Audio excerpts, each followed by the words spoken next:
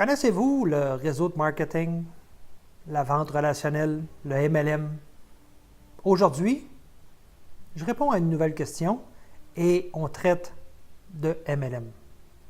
Avant toute chose, je me présente, Carl Potvin, conférencier, coach, consultant et formateur en marketing et service à la clientèle. Mon objectif est bien vous aider à humaniser votre service à la clientèle et vous fournir les outils afin d'optimiser vos campagnes marketing pour vous permettre de croître plus facilement. Aujourd'hui, eh bien, dans cette capsule, on parle de MLM, marketing relationnel.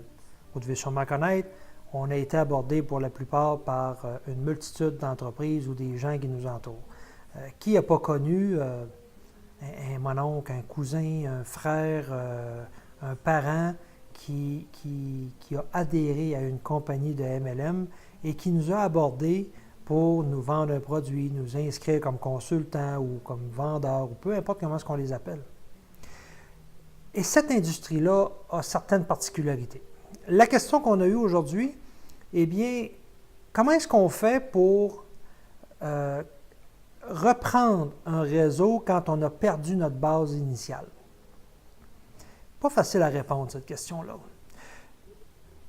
Parce que c'est un peu plus technique que ce qu'on pourrait l'imaginer.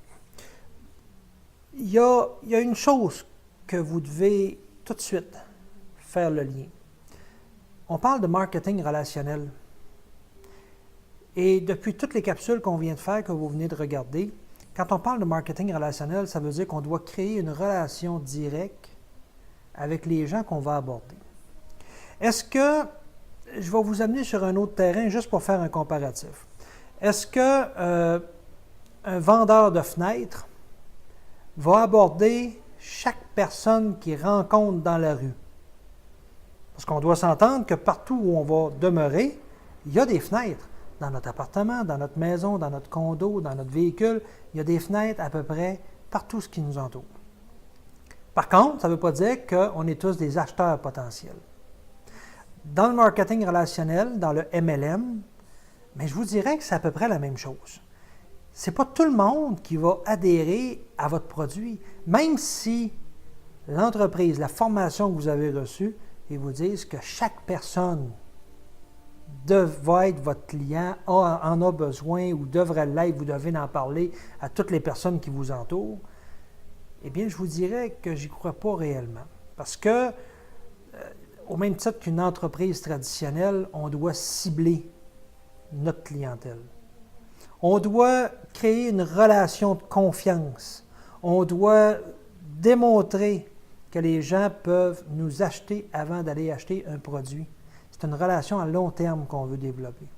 Et ce n'est pas vrai que c'est tout le monde qui peut développer une entreprise. Il va y avoir beaucoup de consommateurs aussi. Donc, comment faire pour remettre en place un réseau? Eh bien, malheureusement, si vous croyez qu'à court terme, vous allez devenir millionnaire parce que vous avez acheté un ensemble de départ, eh bien, vous venez de vous tromper. Le MLM est exactement comme une entreprise traditionnelle.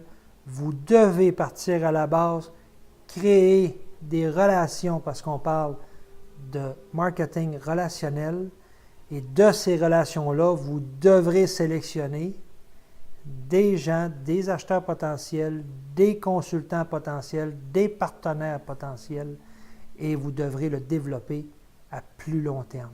Si vous croyez qu'une entreprise peut partir à court terme, eh bien, c'est réellement pas la majorité. Je ne dis pas que c'est impossible, parce qu'il y a des gens qui le font, mais c'est vraiment des départs de niche où on a eu l'opportunité d'avoir des réseaux qui étaient déjà en place.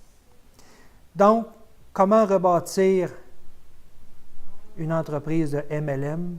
Eh bien, n'oubliez pas que c'est du marketing relationnel et vous devez, à la base, parler de relations humaines avec les gens.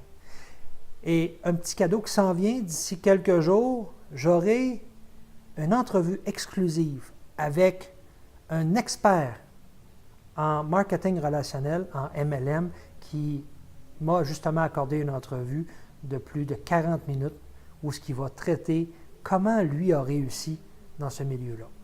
Sur ce, eh bien, pour cette petite capsule qui est un peu plus longue que les autres, je vous souhaite une excellente journée dans la francophonie mondiale et surtout, si vous avez aimé cette capsule, partagez et aimez aussi cette capsule.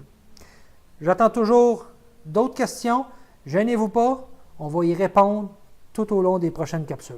Merci, au revoir.